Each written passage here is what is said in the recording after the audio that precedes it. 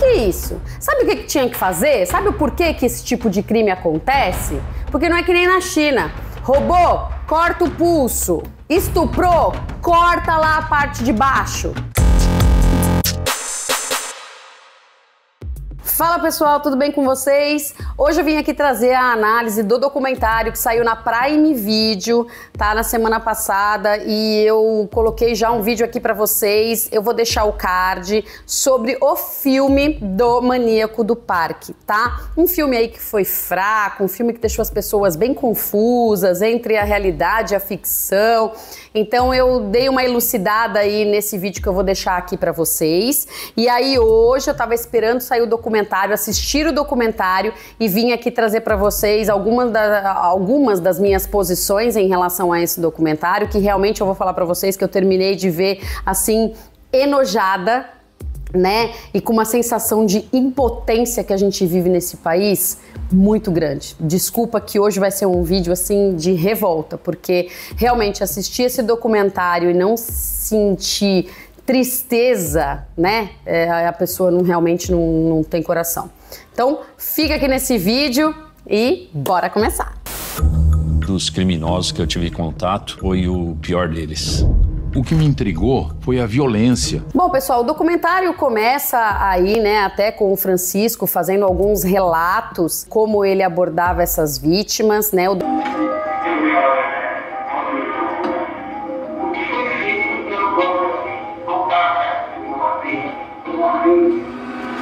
documentário, ele não é um documentário, claro, ele fala sobre fatos, sim. Hoje eu não vou me atentar muito a esses fatos, porque no vídeo que eu fiz, que eu vou deixar o card aqui em cima, já tem todos os fatos, tudo detalhadinho pra vocês, as mulheres, o ano, como essas mulheres foram abordadas. Hoje nós vamos abordar aqui alguns fatos dos estupros em relação ao tratamento, né, do nosso país, ao tratamento da polícia, o que aconteceu, por que ele demorou tanto para ser parado, né, porque o depoimento de algumas mulheres realmente foi bem impactante. Saí da mata com a força e com a coragem. Eu fiquei bem sentida, me coloquei na situação daquelas mulheres, né? E realmente a gente sente com elas toda a dor que uma mulher pode sentir quando ela é estuprada ou quando ela é violentada. Bom, o caso é o seguinte, pessoal, ele já começa ali num depoimento, né? Falando que ele abordava as vítimas por causa de uma força interior que entrava nele e fazia com que ele se transformasse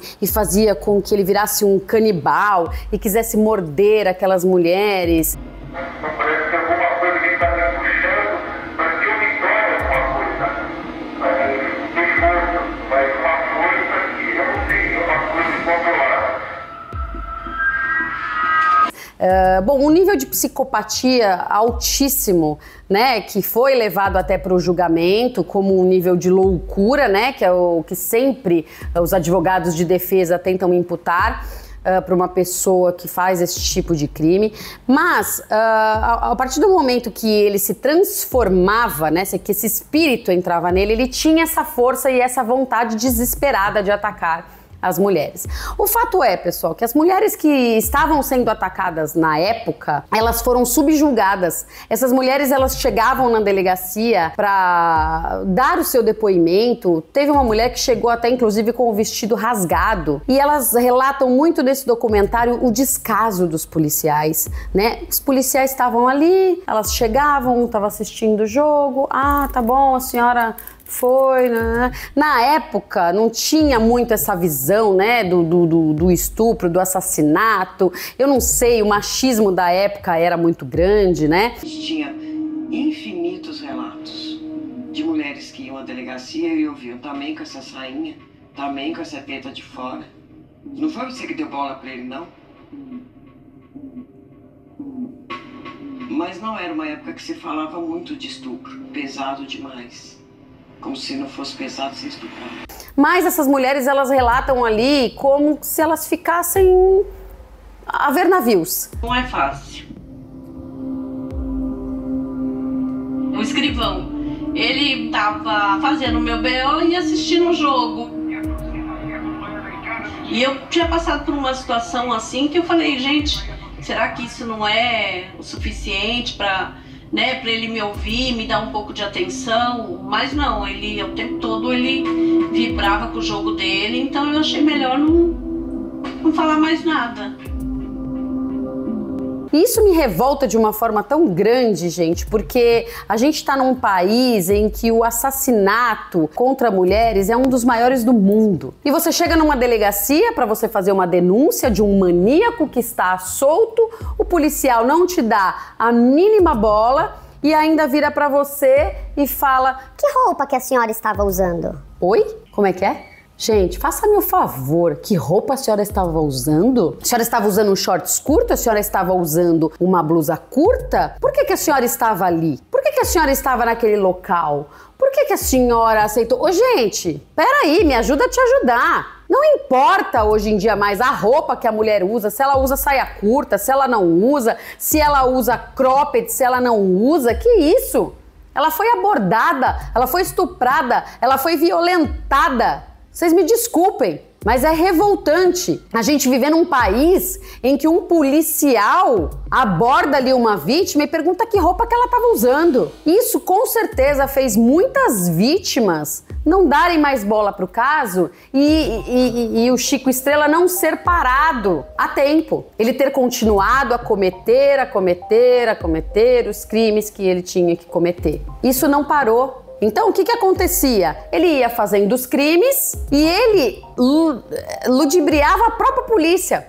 Então, ele ia na delegacia, uma vez aí ele também contam que ele foi preso, foi chamado para depor por causa da falsificação de um cheque e tal. Ele saiu pela porta da frente, porque ele conseguiu enganar os policiais, ele tinha um alto poder de persuasão tão forte que ele enganava os policiais. E ele saía pela porta da frente, esse homem poderia ser parado muito antes. Várias mulheres relataram que foram lá falar com a polícia e a polícia não dava a mínima bola. Várias falaram a mesma coisa, os relatos foram o mesmo, e aí a coisa ficava por baixo dos panos. Que é isso, gente?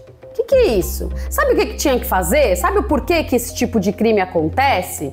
Porque não é que nem na China. Roubou, corta o pulso. Estuprou, corta lá a parte de baixo. Eu duvido que o primeiro homem que tiver as partes íntimas decepadas vai fazer isso de novo. Não vai fazer. Ele não vai querer, né, sentir a dor, querer ficar com o corte com as partes íntimas. Ele ser morto, pra ele vai ser uma bênção, vamos dizer assim.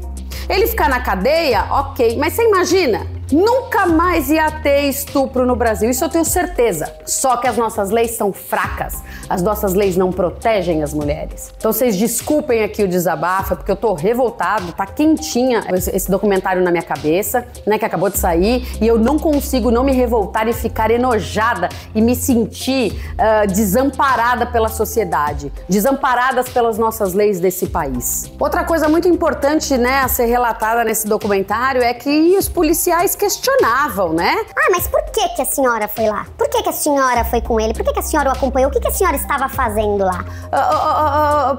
Peraí, vamos pensar que a gente vive num país que não tem condição, às vezes nem de saneamento básico, quanto mais mental de uma pessoa, de uma mulher que está passando por uma fase de desemprego, uma mulher que está passando por uma fase de tristeza, uma mulher que está passando por depressão, uma mulher que está passando por uma fase sem dinheiro. O nosso próprio país, ele não dá recursos para a mulher se curar. Então, quer dizer, a mulher ela não tem direito a um tratamento psiquiátrico, a um tratamento psicológico. Então, se ela vai ali, se ela é enganada por um cara como esse, que ele sabe entrar na mente de uma mulher que está precisando, uma mulher que está desamparada, uma mulher que está carente, uma mulher que qualquer coisa serve, eu tô indo, tá valendo? Então a culpa não é da mulher, a culpa é de uma sociedade que a gente vive que não dá um amparo para quem precisa mentalmente. Então a mulher ali, ela deve ser tratada e não julgada, porque no nosso país a vítima é julgada e não o assassino. Então aquela mulher, ela foi lá no parque, ela entrou na mata porque ela tava precisando de alguma coisa e ela viu que qualquer coisa para ela servir, ela foi lá e entrou. Ninguém tratou o problema psicológico dessa mulher, o problema psiquiátrico dessa mulher, e o que tem a ver se a mulher entrou entrou, por que ela entrou, por que ela deixou de entrar. Então o que é isso?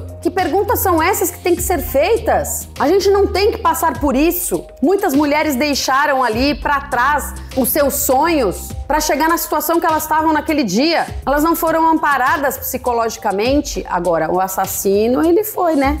Ah, o assassino não, ele tem razão dele ter ali estuprado aquela mulher, porque ela foi lá no mato, porque ela estava usando um shorts curto, porque ela estava usando uma blusinha pequena. Ah, faça-me o favor! Que é isso? Esse documentário, ele deixa bem claro, através dos depoimentos, porque é um documentário de depoimentos de pessoas que conviveram com ele, familiares, mãe, irmão, as vítimas que sobreviveram. Então é um documentário que deixa isso muito claro em relação a todas as mulheres, todas foram desamparadas. Aí depois os policiais vêm, ai, porque o maníaco, porque não sei o quê, porque vamos julgar, porque vai aparecer na mídia. Ah! Mas até então ninguém quis ajudar essas mulheres, ninguém quis ampará-las, ninguém quis escutá-las. Elas só queriam ser escutadas. Só isso. Por isso que no Brasil há muitos casos de feminicídio, porque nós não temos leis. Nós não temos pessoas que nos ajudem. Se não são as próprias mulheres se levantarem a favor delas mesmas e fazerem ONGs e fazerem grupos de ajuda,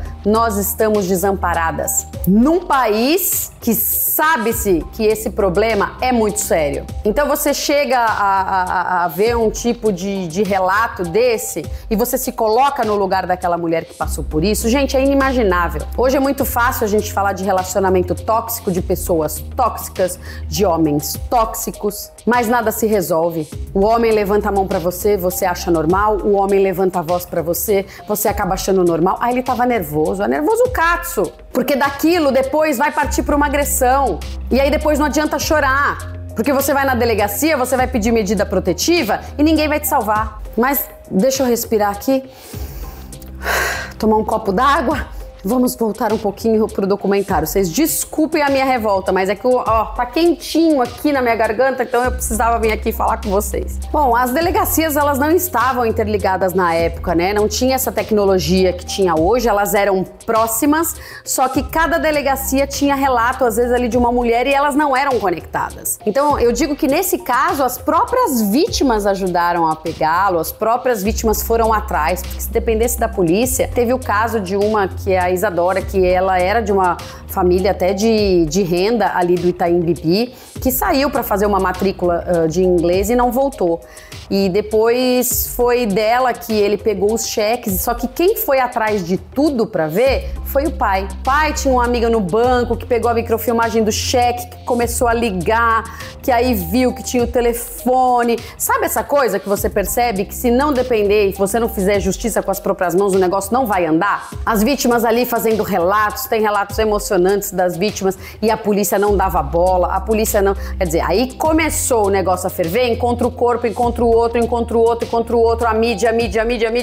Aí a polícia começa a se coçar. A própria prima de uma das vítimas, que isso é falado no filme, isso realmente aconteceu, a vítima ligou pra prima pra pedir um conselho e falar, olha, apareceu um cara, né? Porque ele falava que ele era fotógrafo da Avon e tudo mais. Olha, aconteceu aqui, o cara me chamou e a prima falou, não vai.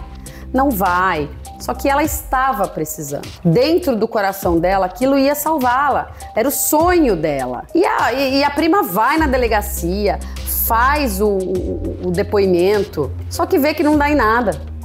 E ele vai atacando,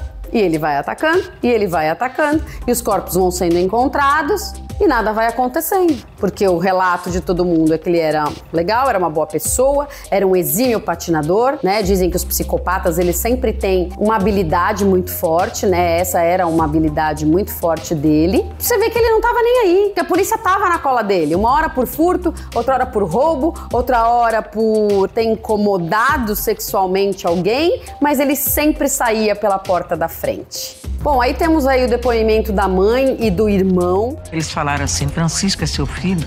Eu falei, é meu filho. Que falam também que ficaram 10 anos, já faz 10 anos que eles não o veem. Tanto a mãe quanto a advogada dele atual, ela dá um depoimento, né, falando que realmente ele não foi tratado nesses 30 anos, que ninguém colocou um suporte psicológico, que ele fez ali estudos bíblicos, religiosos, mas ele mesmo fala que se essa força tomá-lo de novo, ele vai cometer os mesmos crimes.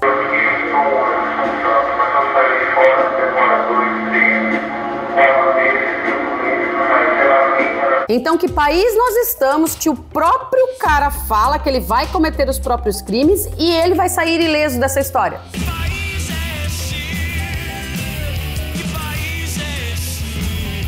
Porque 2028 tá aí. 2028 é quando ele sai, né? A promotoria vai tentar mantê-lo lá dentro, só que pra advogada, pra família, ninguém deu suporte psicológico pra ele. Então, do mesmo jeito que ele entrou, ele vai sair. Ele mesmo fala que ele tá mais seguro lá dentro do que fora. O próprio assassino fala que ele está mais seguro lá do que fora. Então, o que ele vai fazer aqui na rua? Mas 2028 tá aí, as nossas leis são falhas e o que vai acontecer? Ele vai ser solto. E você, mulher que tá na rua, vai ter que tomar cuidado. Vai ter que saber disso e vai ter que tomar cuidado e não cair na conversinha e nem na lábia de ninguém. É uma cena que nunca mais você vai conseguir esquecer.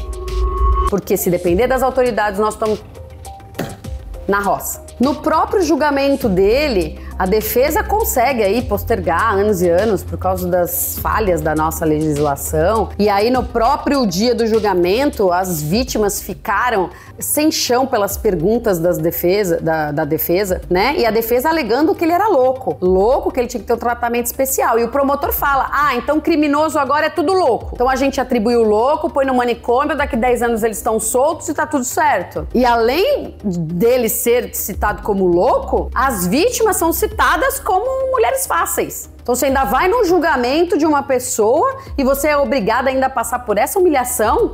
Gente, não dá, realmente não entra na minha cabeça. Então realmente é a mulher que induz o homem a fazer um ato violento? A culpa é da mulher? O homem, ele bateu na mulher porque ela gritou com ele, o homem bateu porque ela tirou ele fora do sério. Jura? Jura que nós vamos ter crimes atribuídos a nós por nossa culpa? Porque a gente induziu o homem a nos agredir? Não dá. Bom, 13 mulheres sobreviveram. Francisco foi condenado por 7 assassinatos. E assim resolveu ser condenado. Quanto à aplicação da pena, em relação a todos os delitos tomados, o foi condenado a 121 anos, 8 meses, 20 dias de reclusão. Agradeço a todos os presentes. Declaro encerrada a sessão. Temos um número aí de vítimas incertas, muito maior aí do que a gente pode imaginar. Mulheres que foram caladas esses anos todos e que agora, né, realmente não vai adiantar nada. Ele foi condenado aí no total a 256 anos de prisão, que no Brasil isso se resume em 30 anos, né? Que em 2028 esse prazo vence, ele vai chegar, né, à nossa sociedade. Hoje nós temos uma lei que aumentou um pouquinho aí para 40 anos, mas na época essa lei não valia, então realmente ele está na lei dos 30 anos. A promotoria pública vai tentar entrar com algum processo para tentar mantê-lo dentro da cadeia. Eu não sei, acho difícil, mas vamos torcer para que isso aconteça, né, pessoal? Vamos aos dados? Você quer dados? Uma mulher a cada 8 minutos é estuprada no Brasil. O Brasil é o 5º país que mais mata mulheres no mundo. Nós precisamos mudar essa realidade. Se você sofreu, está sofrendo qualquer tipo de abuso, denuncie. O número é 180. Juntas nós somos mais fortes. Não se cale, não se deixe ser calada. Não deixe que ninguém levante a mão para você. Faça dessa sua raiva uma força de você ir na delegacia e denunciar. Então fica aqui hoje a minha homenagem a todas essas mulheres que sofreram esse abuso desse serial killer maldito. Fica aqui também o meu compadecimento às famílias das vítimas. Faço homenagem também em memória das vítimas que infelizmente hoje não estão aqui para contar a história. E realmente, de coração, eu desejo que essas mulheres sejam curadas pelo trauma que elas sofreram. Realmente eu acho que é uma dor inigualável, é uma dor que não passa, é uma dor incurável, mas do fundo do meu coração eu desejo que essas mulheres guerreiras passem por cima e sejam felizes. Esse bandido não merece que a vida delas acabe por causa deles. Então eu vou ficando por aqui, pessoal. Deixa o seu like, inscreva-se aqui no canal, não me abandonem, fiquem com Deus, beijos e fui! Francisco de Assis Pereira é mau e doente. E essa combinação é muito perigosa.